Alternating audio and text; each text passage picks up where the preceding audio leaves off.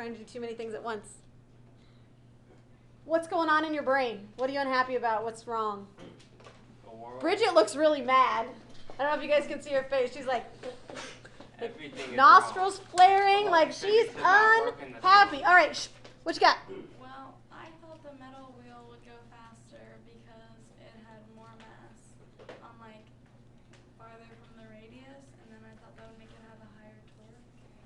Because, like, torque is So hold on. You said, I want to write this down. More mass. What'd you say? Like the mass was all farther away from the axis, so the radius is bigger, and that would make torque bigger. Oops. Okay. She's mad. Thunder, what's going on? I'm not mad. Oh. I predicted correctly. Oh, cool. So you predicted that the wooden disc would win? Yes. And why did you predict that? Well, I was thinking it had more weight because it like covered more area because like weight is mass times gravity on the object. Mm-hmm. So the wooden one has more area to cover like the gravity a little bit, kind of. Okay, so let me see if I understand what you're saying. So more area. What was that? More area. What'd you say? Cover. Well, yeah. Okay, I think I understand what you're saying. And so you thought since it was spread out more, that would make it. I just thought it, and it kind of looks like it happened. I mean, weight. Uh-huh. Okay. That's cool. That's awesome. Rachel, go. Well, I thought that the steel win because the wooden disc had a lot more density. So I thought that maybe the steel will be able to move like faster because it's more aerodynamic. Maybe.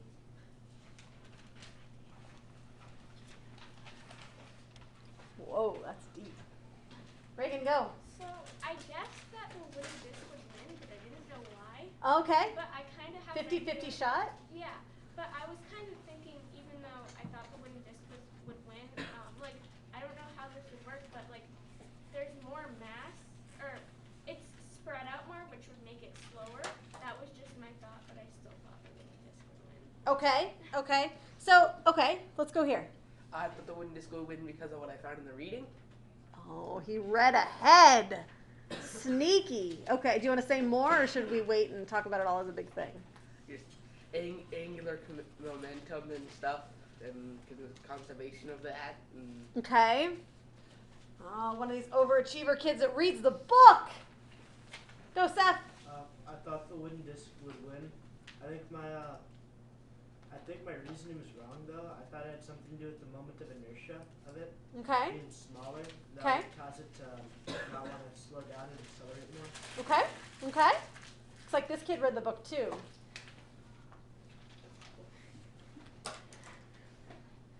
Tanner? That's really high because like they have the same mass and the same height and the same radius. Right? They have the same mass, the same height, the same radius. They all have what kind of energy here? At the very beginning. Gravitational potential, right? And they all have what here? Kinetic. That makes sense.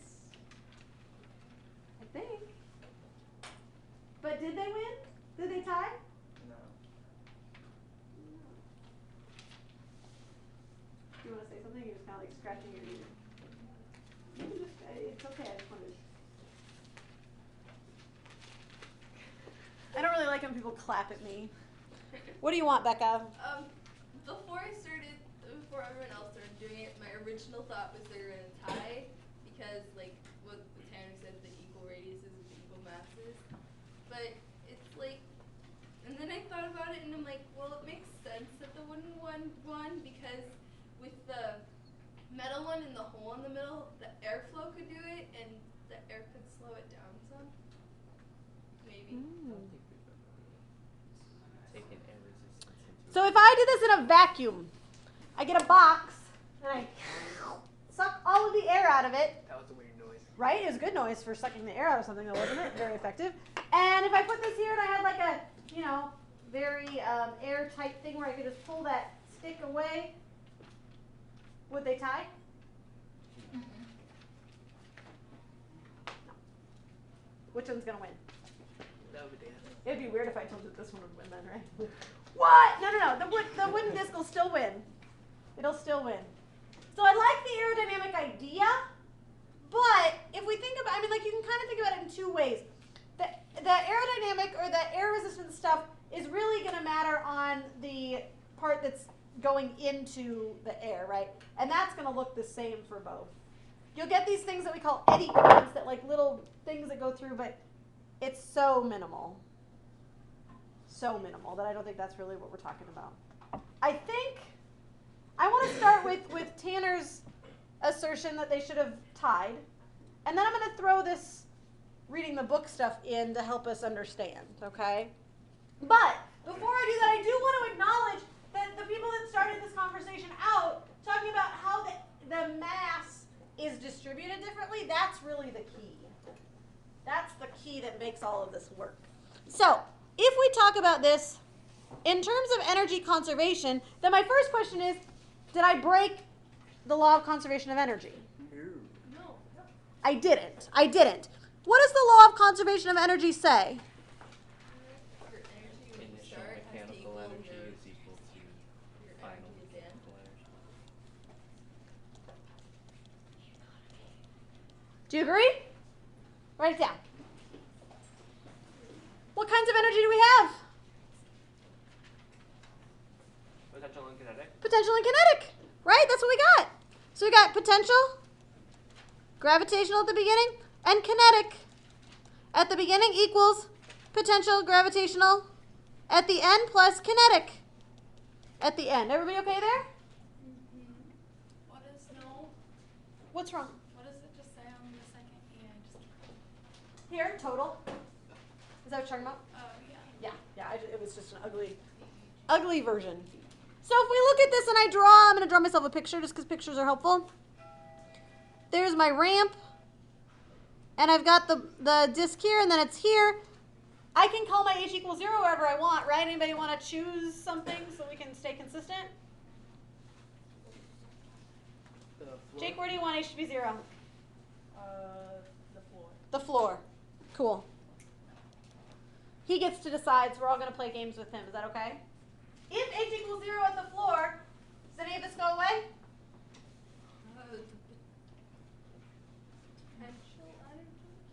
Potential energy at the floor, the final part, right? Gravitational potential at the floor, that goes away. Is that okay with everybody? Anything else go away? Say it like you mean it. Why do you mean it? Not moving. Kinetic means moving, right? So this is mgh, right? Is equal to 1/2 mv squared, supposedly. And this would imply that they should go the same speed, right? And so that means that they should tie. The problem is that this isn't the whole story. What? I read the book and it said there was 2 types of kinetic energy. Yeah, I'm going to get there. Hold on just a sec. I'm getting there. I'm just not quite there yet because I want to make sure that we think about this in terms of this distribution of mass business, right? So the distribution of mass is different.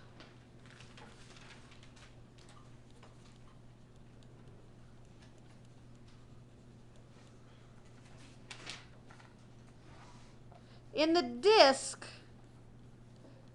if I was going to take 3 random pieces of mass that kind of described all of the mass, I could take one from here and one from here and one from here, right? And those all would have the same amount. Does that make sense? If I cut it up into 1,000 pieces, that would be 3 of the 1,000. If I was looking at the ring and I was going to pick the pieces, where would they all exist? along the edge, right? There'd be one here, and there'd be one here, and there'd be one here. All of these masses are the same distance away from the radius. Does that make sense? Are all of those masses the same distance away?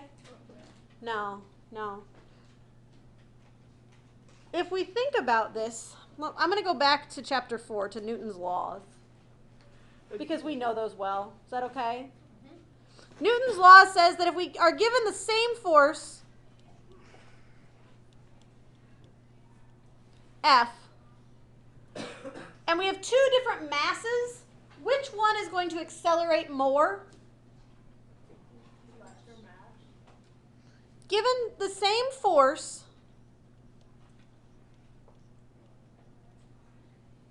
different masses, which one's going to accelerate more? The one with more mass or less mass? Less. Less mass. Does that make sense? Okay? So the smaller the mass,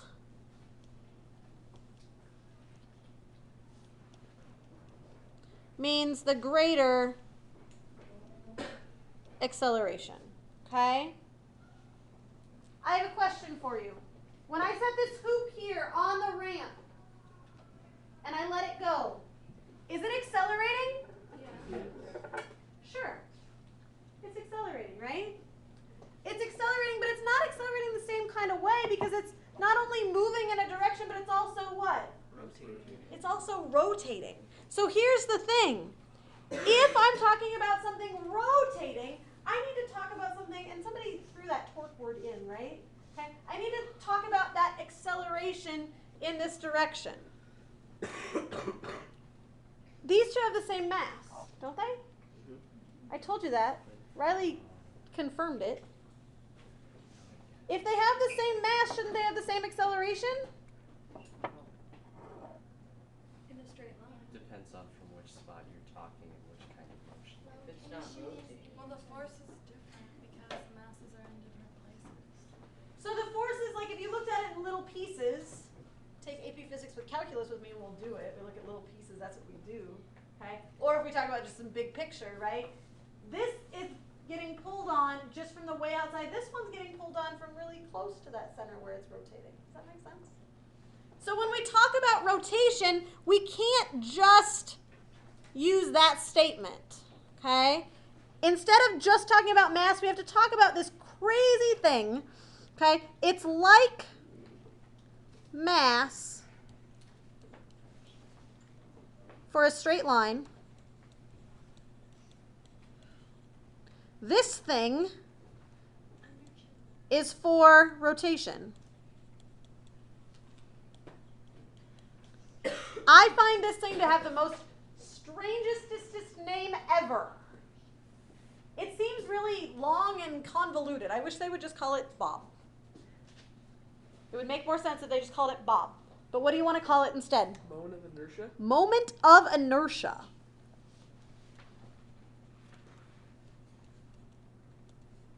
But Bob's already a name, so. I know, right? So I guess this one wasn't taken yet. There are no license plates that say, "Hello, my name is Moment of Inertia." Wait, I what? guess. License plate is You know, like the hello, my name is little fancy license It's plate. like, hi, I'm Bob. Yeah, right? I mean, that one does exist. What's up? It's okay. No, it's okay. Let's talk about what this moment of inertia thing means. It's the same kind of idea as mass is for translational motion. Because we're going to need them in a moment anyway. Will you make sure that you have a textbook in front of you? And once you have a textbook in front of you that you can see, there are a few back behind Katie, so you can go grab it if you need one. I'd like you to turn to page 285.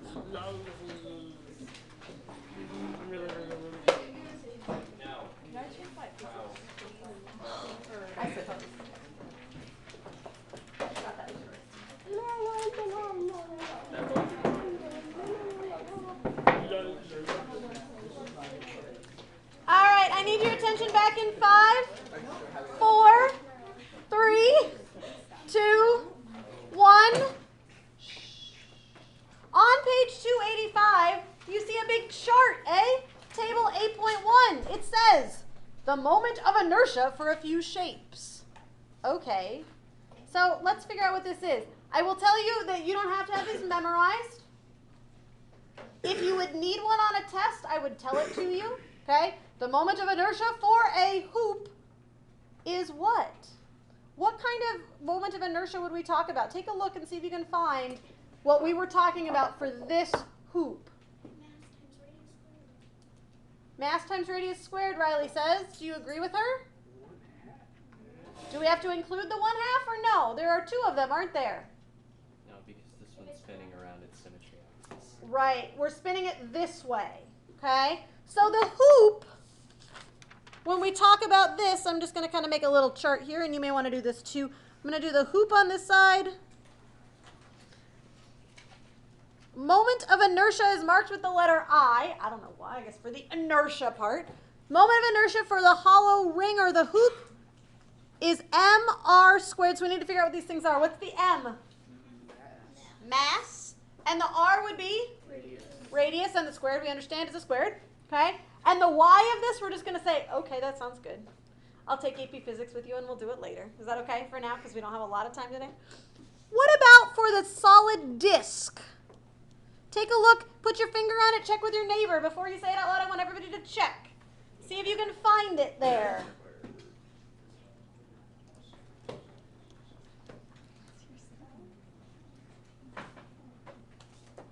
All right, have you checked with your neighbors? Make sure your neighbor agrees with you.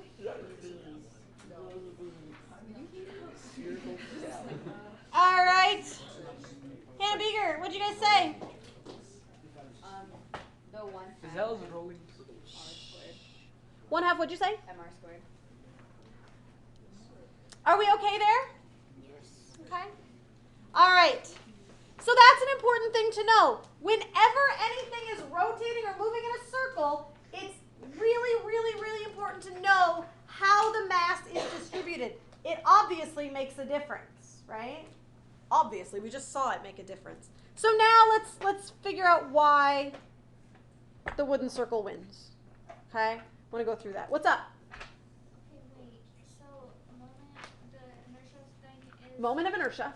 Yeah, call it what it is. Okay, is similar to the mass. Yes. So do you guys know analogies? Do you guys play with analogies in like English or anything?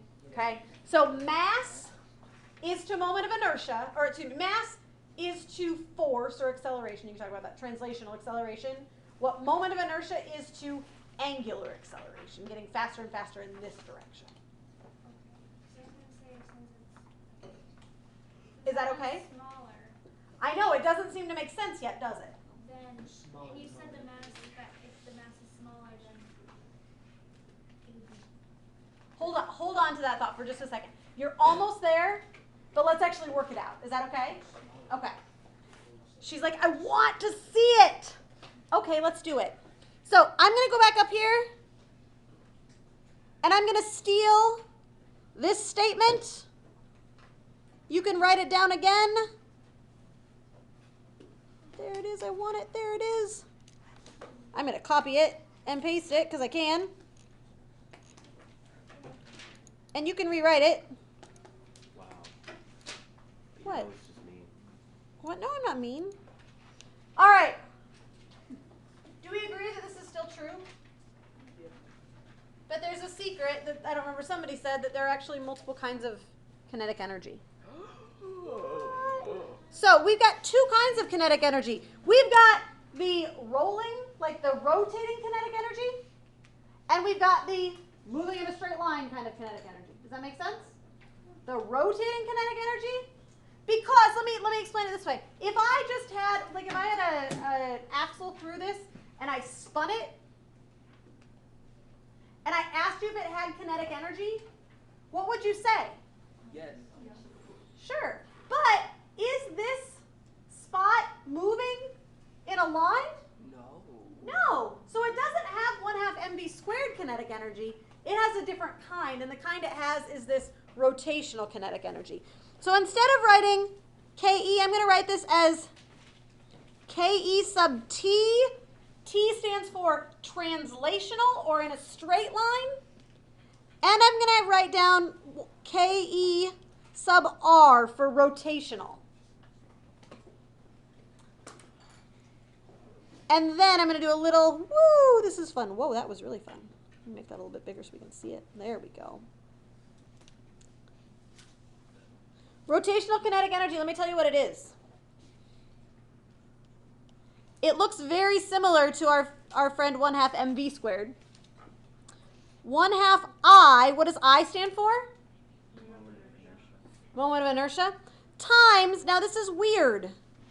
There's a letter here that may look very familiar to you, but I'm going to warn you, it is not the letter W. If you look up at the Greek alphabet that's up in blue up here, at the very end you'll notice a thing that also looks like a W, but it's not. It's the letter omega. Say it with me. Omega. Omega. And I'm not going to let you worry about what omega is. All I want you to know is that it's something interesting. And the thing that I really want you to know is that omega is related to velocity.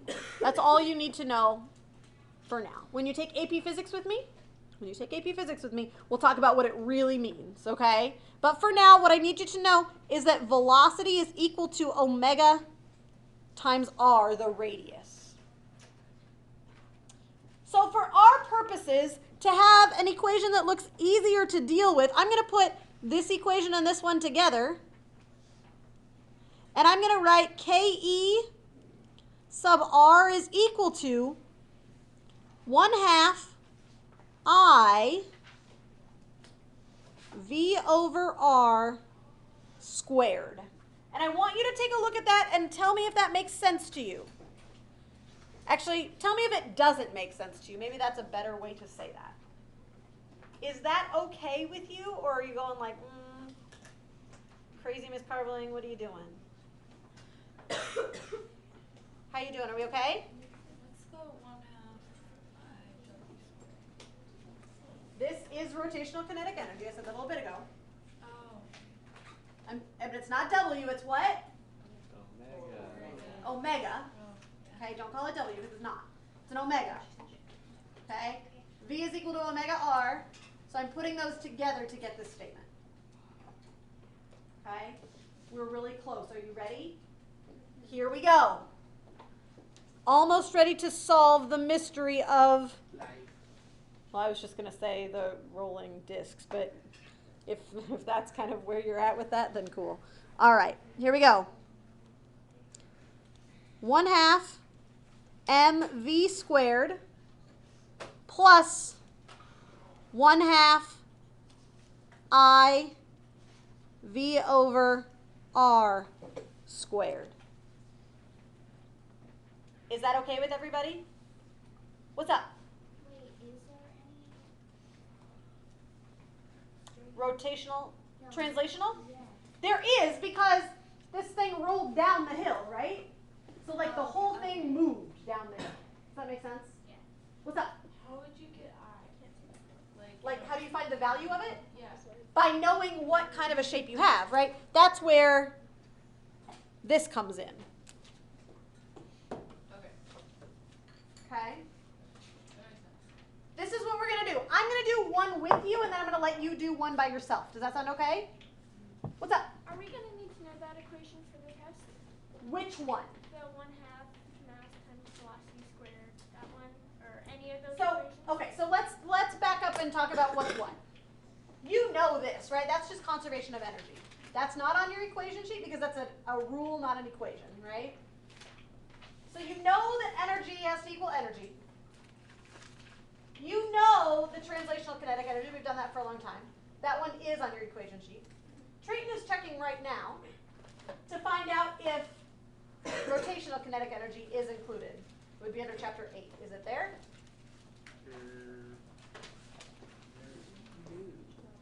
Nope. It Only isn't. torque, no stats. It isn't. Write it down. I'll put it up on the board when you take your test. Write it down. I'll put it up on the board when you take your test. Because Hannah's going to remind me. Right, Hannah's? Hannah's are going to remind me. Is that okay? Write this down. I would write it in chapter 8. There's a little space underneath the other stuff in chapter 8. I would write it down.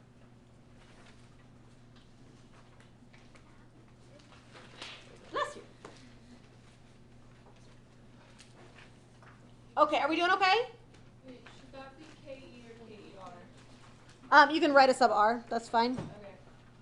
That would be a better way to write it. Well, we also have, or do we just need to know how omega relates to velocity? I'll tell you that too. Okay.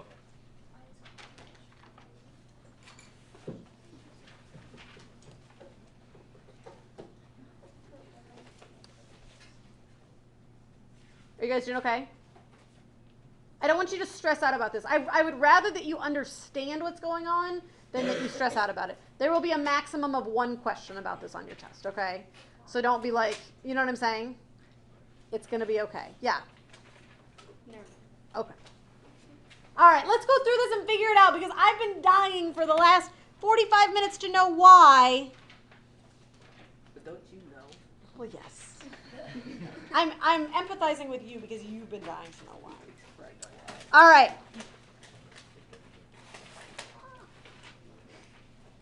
Let's do the analysis for the loser, and then I'll let you do the analysis for the winner. Does that sound okay?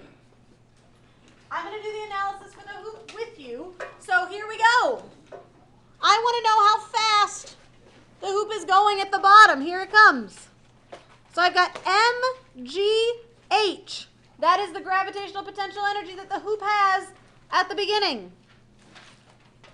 Is equal to 1/2 mv squared plus 1/2 I times v over r squared. I just rewrote the pink equation in a complete way here. Okay.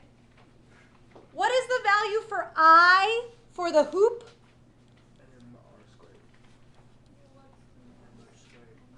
Mr squared. So I've got mgh is equal to 1/2 mv squared plus 1/2. There's no 1/2. Nope.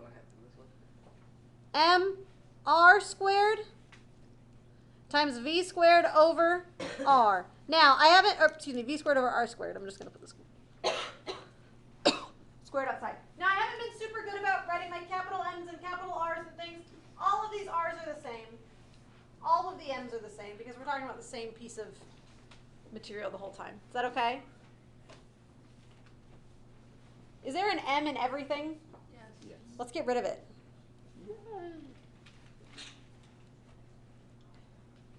And then let's see if we can simplify anything else. If this is V over R all squared, what does that really mean?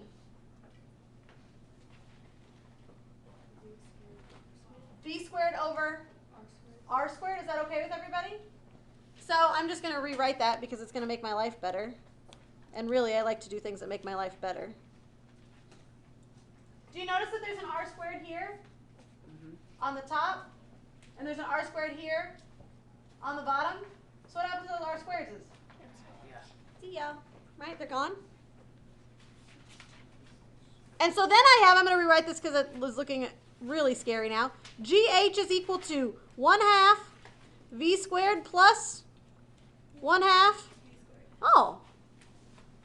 That's looking less scary. And if I have a half V squared and you have a half V squared, how many V squareds do we have? One. Don't ask Trayton to do your, well, I guess maybe do if you're doing bank account, right? Maybe. So GH is equal to V squared, which means that V is equal to, is that okay? All right. Now, I would like you to work through the same process in this space over here, if that's how you wrote it out, for the disk. And find out what the velocity is for the disk at the bottom. Can you do that? Did you already do it, or did you do the? Can I go to the rest? Go. Yes, that's fine. Go, go, go. Do it. Talk to your neighbor. Okay. Ladies and gentlemen, I'm going to move us on if I may. It looks like things were going pretty well. I just want to make sure that everybody's okay here. So, it's the same kind of deal except that there's a 1/2 hanging out right there, right? And so that makes this a 1/4. Is that okay? And that makes, instead of this being 1, it makes it 3/4. I'm writing right there. Do you see it? So this is going to, I'll write it over here. So GH is equal to 1/2 V squared plus 1/4 V squared. Is that okay? So GH is equal to how many V squareds now? 3/4 V squared. 2/4 plus 1/4 is 3/4, right? So V is equal to the square root of 4/3 GH. Which one's bigger, this one or this one? The second one? I forgot the square root. If it has a higher velocity at the bottom, that means it's going to have a higher velocity the whole time, travels more distance in the same amount of time, going faster wins. Yes? What's up, Gemma? Or Let me write up the homework step. I'm not sure. So this was GH equals 1/2 V squared plus 1/2 times 1/2 R squared. Is that okay? Okay. Okay. Right. So it just be like I didn't realize. How's it going? Are we doing okay? So we've at least reconciled why the hoop loses and the disc wins? It's not necessarily intuitive, but now that you know more physics, it is better. Okay. I do have a problem that I want to work on, but I want to make sure that we have time to go through homework as well. So I'm going to move on right now, if that's okay. If you had a problem where you had a hoop going down a ramp, and it told you how high the ramp was, and it told you the mass, well, I guess you'd have the mass if you wanted, and the radius of the hoop, could you tell me how fast it was going at the end? I think so. Okay.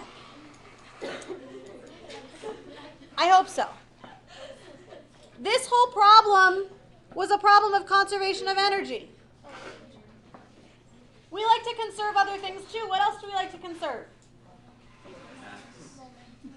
I don't like to conserve mass, in fact. Chemists do. So you and Schoenberg will get along really well. Chemists like to conserve mass. Physicists don't like to conserve mass. Because mass times energy equals mc squared. And so then it's just conservation of energy. And sometimes the mass isn't the same at the beginning and the end. What? Take physics with me for AP. It'll be great. We'll do it. But there is something that we always do conserve besides energy. Momentum, right? All right. So we are going to talk about conservation of, well, somebody said something. What did you say? Conservation of what? Oh. Angular momentum. Conservation of momentum. No, it's Lmomentum. I thought it was momentum, not Lmomentum. No. Put momentum we've already done. Now we're going to do a little momentum. I'm confused. Why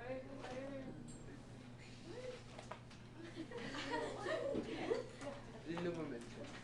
That's a fun word. Come here. Lmomentum. Come here. Are you going to perform carbon and water torture? No. That's a Too many people are getting mad. I'll explain it in a minute. All right. Conservation of momentum. Right?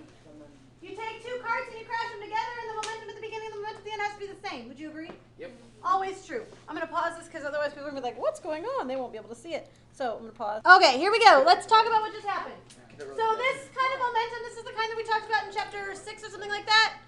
That's P is equal to mv. We know it, we love it, we understand it. That's where we crash cars together, right? Why can't linear Momentum be is field conserved. momentum? You know what? We just have to suck it up because that's how it is. I don't know. I don't know the answer to the question.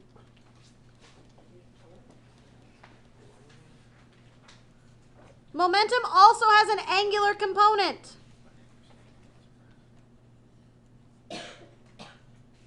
Angular momentum is marked with the letter L.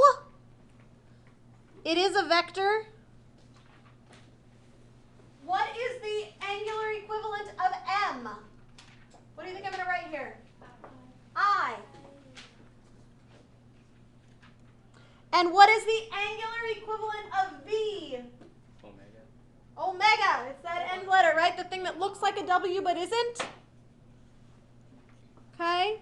We can remind ourselves that omega times R is equal to V. So if you are more comfortable with writing it like this, you can write L is equal to I times V over R. Is that okay? So if we look at this carefully, now if we think about it in terms of what's going on as Katie is spinning, I'm going to look at it in terms of this. When her arms are way out here, her moment of inertia is really, really big, right? Okay? And so her omega, or this thing here, is really, really small, right? She's just kind of barely going. As soon as she pulls her arms in, that means that the moment of inertia is getting smaller. And so what's happening to her velocity?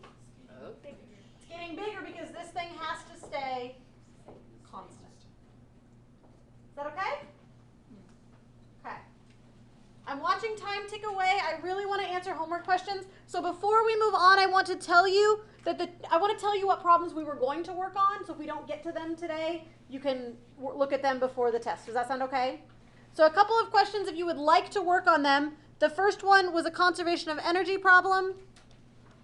It was on page 297, number 2. And let me tell you the answer to it. 297, number 2. The answer was 12 meters per second. And the conservation of Lmomentum question was on page 294. It was number 4. And the answer to that one was 9.1 times 10 to the second. Wow. Okay. And those aren't required, they're just, that's what had we had lots more time I would do. Does that sound okay? Okay, we need some time to go over homework questions. To make this as efficient as possible, I'm going to give you 1 minute, 90 seconds, to look through questions. I'm going to bring a whiteboard around to your table, and I want you to, as a table, write down the questions that you want help with. Does that sound okay? Can you All write right. down the answers to the... Go as fast as we can. Here we go. I'm going to start with number 11, so you turn to number 11 as well. The arm of a crane at a construction site is 15 meters long and makes an angle of 20 degrees with the horizontal. Assume that the maximum load the crane can handle is limited by the amount of torque that the load produces. What is the magnitude of the maximum torque the crane can withstand if the maximum load is 450 newtons? And what is the maximum load at 40 degrees? So here's the crane. There's 20 degrees. Is that okay with everybody? It says that at this case, and this is 15 meters, so there's a load there that is 450 newtons. So there's a force of 450 newtons going down.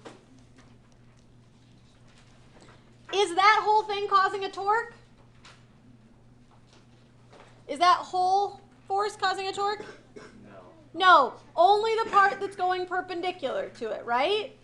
So we need to look at so if this is my big one, I want just this part here. This angle here is 20 also, isn't it? So I think we're going to do 450 times the cosine of 20 degrees. That's the force that's perpendicular. And the torque, maximum torque is what we're looking for, is force times the radius. So that's going to be 450 cosine 20 times the 15. Is that okay with people? Does that make sense? Okay. And then can you figure out part B now that you know kind of what the picture looks like? Go ahead. Not the part A, but not part B. You need help with part B? So for part B, You're now putting it up. Would it just be the sine of 20 instead of I don't know. Let me think about. I need to draw the picture here. So this is now 40. You're breaking this up into pieces again. So you want to find this force, right? Maximum load for the crane at an angle of 40 degrees. So you know the maximum torque because you got that from part A, right? Is that okay? Yeah. And then you know the force times the radius. The force is going to be F total cosine 40. And you just want to solve for F total. Is that okay? Do you want me to say more, or is that okay? Oh, okay. Yeah, I thought we were solving for Sorry, I'm not trying to blow you guys away. I'm just trying to go fast so that we can get through things. Are you feeling okay with number 11? Yeah. Yeah? Everybody else okay? Okay.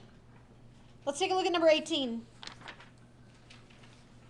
18, it says, is it possible to balance two objects that have different masses on a simple balance beam? You do this one in the lab. What's the answer? Yes, it is. Explain. Put them at different spots relative to the fulcrum. Is that okay? 21? 21 is actually a question that they should have asked you in chapter 4. I don't know why they put it in chapter 21, or in chapter 8, but it's a good review. Really what they're looking for here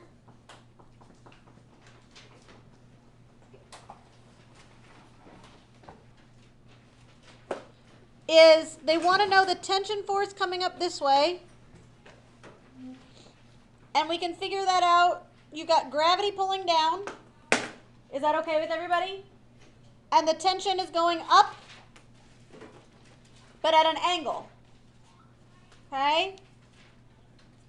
I can break the tension force into part that's going straight up and part that's going over in that direction. So far, so good? Is the light accelerating? Is it moving? Hope not. If it's not accelerating, that means that the net force in the y direction has to be what? 0? What forces are acting in the y direction? What you got, Bridget? Perpendicular tension. So FT perpendicular, or FT in the y direction maybe is either way you can say it. Or we know that angle, don't we? Is that 30? So you could say FT times the sine of 30. And what else is acting in the y direction? Gravity, yeah. And I think you know the mass of the lamp or whatever that is, floodlight. So can you find FT, the tension force? That's part A. And then part B is basically just asking you to find that. Because there have got to be two forces acting, in this direction as well. So this is the force of the beam. Is that just going to be opposite of FT Yes. horizontal? Yes. So F net x is going to be FT cosine 30 plus FB.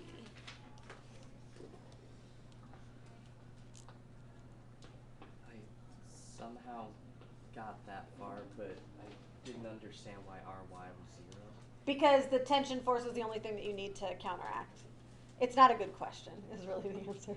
The F in part A, we assumed that FT was doing all of the pulling up to counteract gravity, so you don't need any beam force. Because if you did, then it would be accelerating upwards. Okay. Do you see what I'm saying? Yeah. It's- I'm just trying to figure out how you even got RX. It's been a while. Go ahead, Tanner. What's RX and RY? The question says find the horizontal and vertical forces. And Ry doesn't exist. So they're just forces. Right. Yes. That's just how it's written in the book. I just copied it from the book. I apologize. Yeah. I don't know why they used R. Bless you. Bless you. Can I keep going? Is that okay? Okay.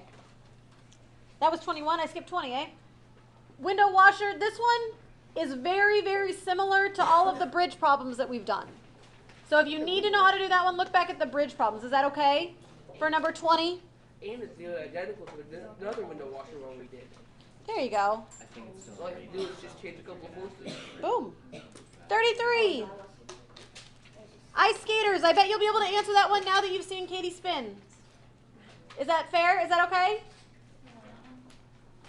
If we consider I think you'll be able to do that one. Maybe think about work. Maybe think about work. That's what I would say.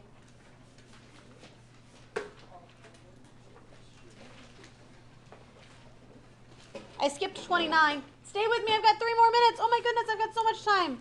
29. Is angular momentum always conserved? Answer is? Yes.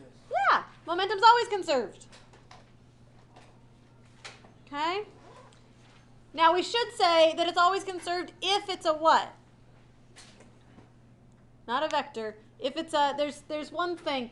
Now, I mean, because honestly, let's be honest here. When Katie was spinning, she just was sitting there before she started spinning with her arms out like that, right? Did she have any angular momentum at that point? If it's in motion. No. But then what did I do? I did by applying a what? A force, an outside force, right? So momentum, angular momentum is conserved if you have a closed system. Just like linear momentum is conserved if you have a closed system. So would it be then no, not always, and then we just explain? Yeah. Okay. Yeah. Or you could say yes, it's always conserved in a closed system. That would be the. You can work it either way as long as you explain it. Yes, it's always conserved, but it's In a not. closed system. Yes. All right. That was what number? 29? We got 34 and 37. Here we go. 34. Oh my goodness. Oh my goodness. A 2 kilogram ball with a radius of this starts at a height of this and rolls down a slope. A solid disc and a ring start at the same time. Both the ring and the disc have the same mass and radius. Which one's going to win? I bet you can figure that out now, right?